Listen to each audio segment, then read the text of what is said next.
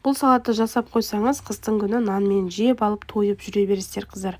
Өте дәмді болып шығады. Бұл лечоны жасау әркімде әртүрлі. Сол менің де тәсілімді көріп шықсаңыздар болады қыздар. Ең алдымен помидордың қып-қызыл, дөңгелек және де етті түрін таңдаймыз. Қыздар міндетті түрде қып-қызылын таңдаңыздар. Сол кезде сіздердің лечоларыңыздың да түсі әдемі болып шығады. Қызыл болгар бұрышы және де сәбіз, өзіңізге ұнаған көк шөптер, пияз және чеснокты ашып жақсылап дайындап аламыз. Егер де сіз сырттағы қазанға қайнататын болсаңыздар, барлық затты дайындап алып, кейіннен бастасаңыздар дұрыс. Мен газге қайнататын болғандықтан барлығын газге майды құйып қойып, кейін жасай бердім қыздар. Майымызды құйып аламыз ыдысымызға, кейіннен пиязымызды дәу-дәу қылып турап, одан кейін болгар бұрышын өзіңізге қалағандай етіп тураңыздар.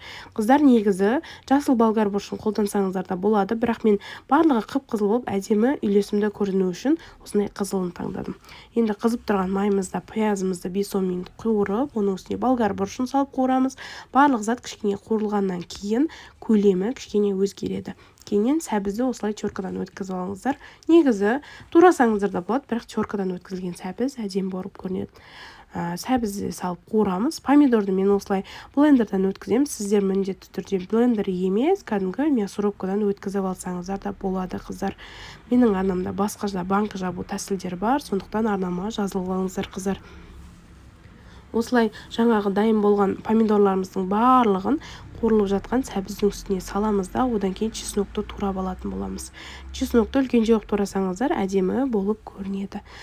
Бір қайнағаннан кейін жаңағы помидорымыз үстіне чеснокты салып, тұзы, бұрышы өзіңізге ыңғайлы. Егер де помидордың кішкене қышқылы бар десеңіз, шекер қоссаңыздар болады.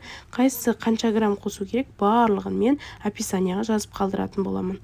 Осылай 15-20 минут қайнаған кейін чеснок қосып, одан кейін тағы да біраз қайнатып, негізі қайнау уақыты 45-50 минут қыздар. Егер де ошаққа қайнатсаңыздар, тіпті жарты сағат қайнаса да жетеді.